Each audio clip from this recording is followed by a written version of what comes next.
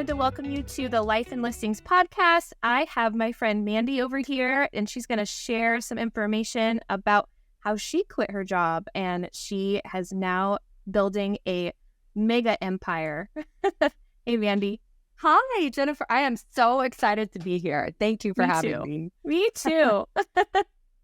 You know, we met, what is it? Has it been a couple months now since we met and we just instantly connected? Love at first sight for me, Jennifer. Love at first sight. Yeah. My people. I mean, I think our messaging really aligns for sure. Like really just feeling like you can do it all and you can scale these things and you could build these businesses and build your portfolio and not be working a million hours a week. So tell me a little bit about your story. Yeah, that mission that we're both on of you can do it all. You can't do it all at once, but you can do it all. Absolutely. Yeah. So I'm a farm kid from a small town, and I followed a volleyball scholarship to pay for college and ended up in the city of Chicago after a master's degree in economics and kind of chased the money.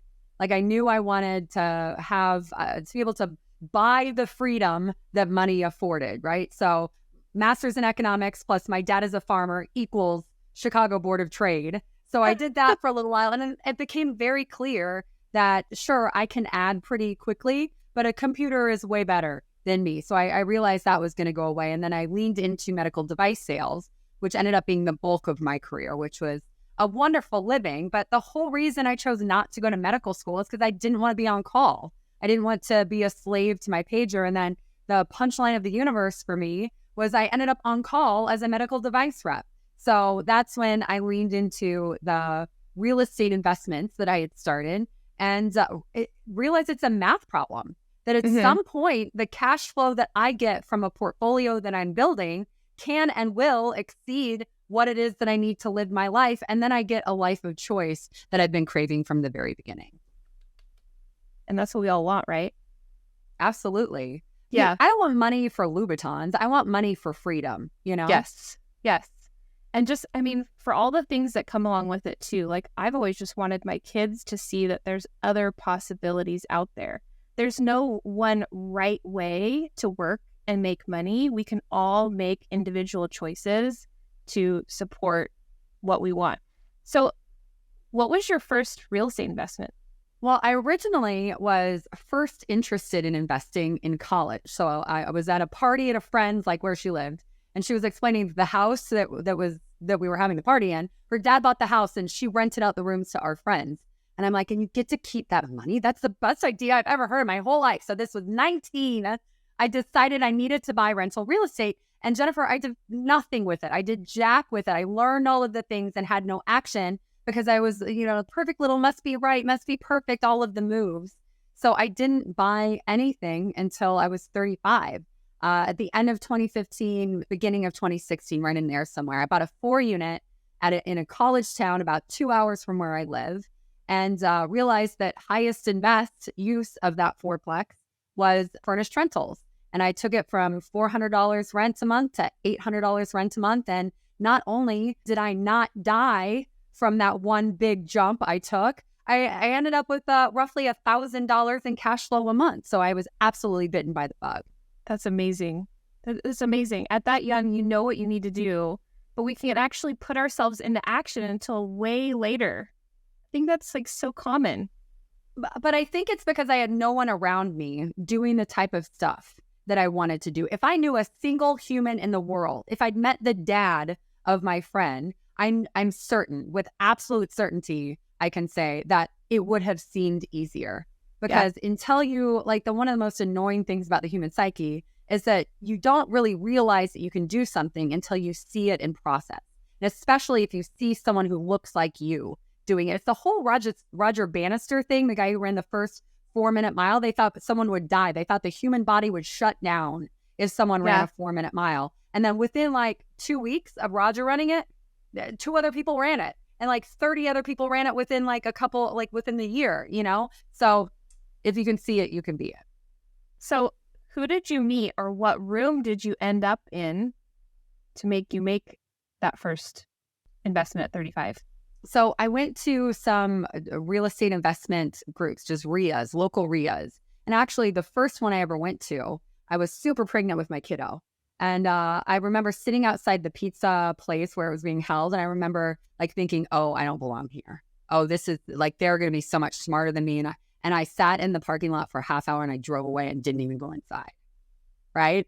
And then I realized, wait, nothing, your dreams will not happen unless you jump in head first. Right. And jumping in head first is having a curious conversation, which I knew I could have. So I challenged myself that next month and did go back and was just around people who were just like me, who were just trying to figure out what the next right step was. And it became much more approachable because realizing that the people who are actually in action are absolutely no different from me. Yep. They're the same. They're the same, right? I love that. I mean, I don't love the fact that you drove away, but I just love that story. Like, that's so, how many of us have done that? Where you're like driving in one direction, you're like, actually, I just don't think. Or how many times have we gone to like apply for something and don't hit submit because we're like, I don't think I can do that. So fast forward to you quit your day job and then now where you're at in your real estate investing journey. Yeah. So I realized that it was just this math problem. And I just did the math. I always say that whenever there's a problem, the more truth you can put to the problem, the easier it is to solve, right? So what is more truthful than numbers? And as soon as I did those numbers, I realized I was only 2,000, 3,000, not far away from the goal I needed to be able to leave my W-2. And within a few months was able to hit that because I knew what target I wanted to hit. If you can get clear on the target, it's easier to hit, you know? So after that, I was able to choose to leave my W-2 at the age of 40 in 2021. And now over the past couple years, I felt like I was operating in this entrepreneurship bubble all by myself. And like I said, finding a community of people doing the type of things that seem normal, like really establishing what my bar is, what normal looks like with a community of people. I joined a group called Go Abundance Women. And then because I had bought my way out of my W-2, they were deciding at that time to make it for women by women. Now I have the opportunity to serve as CEO of that organization and impact women in the same way I was impacted. Love it. And make sure that no woman pulls up to the door pregnant and walks away. Ugh. Yeah, I'm telling you that imposter syndrome is for real and for no good reason. You know, that HP study where women need to feel like they meet 100% of criteria to apply for a job. Men only feel like they need to meet 60% to apply for a job. How do we create the good old girls club in the same way there's this good old boys club so that we're girls lifting up girls? And that is what my mission is. And that's what we're doing at Go Abundance Women. I just love you. I just love you. I'm just so glad we met each other. It's just so amazing. I mean, because I never told you this, but like right when I started Stats, I was pregnant with my youngest and I never told anybody. My employees didn't know. My clients didn't know I was pregnant, had no idea. And at some point someone was like, hey, can you fly and help me get my business all in order? And I was like, well, actually, there's something I hadn't told you yet. I'm actually due in a month. And he's like, what? Like he had no idea, but it was because me being a woman, I thought starting this business that people would put me down or take business away from me because I was pregnant and they didn't think I could do it. So crazy. Well, two things. Number one, you must have been cute girl pregnant because when I was pregnant, there was no denying the spread of everything by like month 6. This was pre-COVID, so there wasn't as much like Zoom calls. So I used to be like on speakerphone in the middle of the table. So like even if you did see it, like I was like here, here to here, so there wasn't as much. That's sweet. Cute girl pregnant. Yeah. Well, and I'll tell you, in corporate America, I absolutely, when I was 7 months pregnant, a promotion came up, and my female manager told me, "Well, you shouldn't apply because of the baby." Literally. So like that is for real. I know. And again, another reason that drove me to get completely out of corporate America, because what's safe isn't a paycheck that comes in all the time. What's safe is establishing a floor of income coming in that is a forever stream of money, like from rental real estate. So understand what actually is safe when you're chasing something. That's just amazing. It's just crazy, but I'm so happy that you're part of this thing so other women can feel supported, in doing something for themselves, their families, their future. How do you do all this? Like, how do you manage your time? Yeah. So, well, the inconvenient truth is like that Beyonce has the same number of hours that we do. So it's all about like, how do you just do something really impactful with the time that you've got, right? So I work really hard to get really deep really quickly. If you haven't read the book by Cal Newport called Deep Work, that's changed my life. This idea of people think that they can multitask. You're not multitasking, you're task switching. So what you're doing is making your brain go from deep work back up to the surface to figure out how to get concentrated again and go back up. If you just get into concentrated mode and can focus for even 20, 30, 40 minutes, then you get so much more done than if you're having to come up for air 142 times. So that is a really big thing. Actually, I did a lot of time blocking stuff, especially when I was a full-time W-2 selling medical devices, which is a pretty demanding job, growing my portfolio, and a single mom. So the things that really helped me were, one, really planning out my week so that I could really, without stress, go into that deep work. Like, okay, this 2-hour block is going to be all day job. This 1-hour block is going to be all preparing for my portfolio or underwriting or whatever that thing is. And then, Jennifer, one of the hacks I didn't realize was going to be so impactful was I would plan like, all right, this hour, I'm playing Legos. And I'm going all in on Legos. So what that did is like, I didn't feel like my brain needed to be the mom guilt stuff. That happens when you feel like you should be somewhere else. So if you have planned and, oh no, I'm going all in, phone away, completely focused on my kids, playing Legos in 2 hours time, I'm going to get this done now. You get more done faster and you feel more connected to your kids when you're all in. So actually the time blocking thing is a freebie on my website, MandyMcAllister.com. I'll get you the link to that. Yeah. I'll drop that in the show notes, and I'm going to check that out because I have not read Deep Work. And you know the amount of just crud on my to-do. Whack-a-mole that you play. The whack-a-mole that you play, yes. That's amazing. I mean, how do you feel about being a mom and investing? Like, do you include your son in the stuff that you're doing? Absolutely. I always tell him we're going real estate investing. I used to bribe him with Happy Meals when I would need to go do something in a property. I've largely gotten rid of the single family stuff that's like right next to where I'm at. But, you know, he knows we're real estate investors and he knows the power of the experiences that we can have because of it. And so, yeah, I have my son that I made who's 7, and I also have 2 bonus kiddos. One's 10, one's 13. I'm actually buying a car wash because the returns on business related real estate right now are so much better than the multifamily I normally choose to participate in. And we're, Vinny's buying one of our vending machines. We're going to create an LLC called Vinny's Vending. We're going to put his picture on that so that he can participate in capitalism because he's so curious and excited about it. So how can you help your kids get their feet wet and really satiate that appetite for learning? And also the tax benefits to being able to pay your kids are pretty tremendous too. Yeah. I know I've been trying to figure out like how I can include the girls. Right now I kind of have my eye on like maybe some scanning.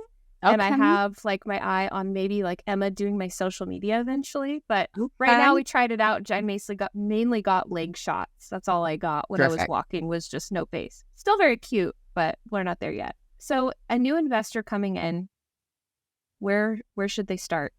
So I feel very firmly that, so I've had this opportunity to help probably a couple, like over 100 women right now, because I largely end up helping women figure out what they want to buy in terms of real estate. The ones who come in and they're like, oh, I don't know, I just want a deal. I'll just take any deal, right? Like they find jack, they find nothing, right? So the woman who says, I want a 6-plex brick building pitched roof, this zip code to Omaha, Nebraska, finds 3 next week and buys one, right? So the finding clarity so that you can see what you're looking for, that is kind of thing number one. We got to really narrow down where you're looking. I love this analogy. It's like if you tell your grandma, I want a sweater for Christmas. Christmas Day comes, you could get a sweater vest with like a donkey and a pom-pom. Grandma did what you asked her to do. She found you a deal, right? Like that's a sweater. You asked for a sweater. Well, if you were like, I want a dark gray cable knit, J. Crew, size medium, you're gonna get something that looks a lot more like the thing that you actually want. So step one is figure out what you want. So then you can go look in the outer world for the thing that it is that you want to buy.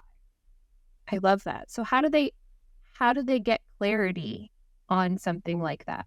The women that I get to help, and men too, I help men too. So if you're a dude and you want help, I could probably help. You got to figure out, number one, where are you looking? Because I'll tell you, when I got into multifamily, I bought that fourplex. I'm like, let's add a 0. This was amazing. I got to do more, right? I wanted to buy in a market that met the big 3. So if you look for population growth, job growth, and GDP growth, you can just on free sites, free websites, figure this stuff out to see if you are going to be paddling with the stream or against the stream in terms of your investment. So once you've identified that market, what met my criteria was either Kansas City or Indianapolis.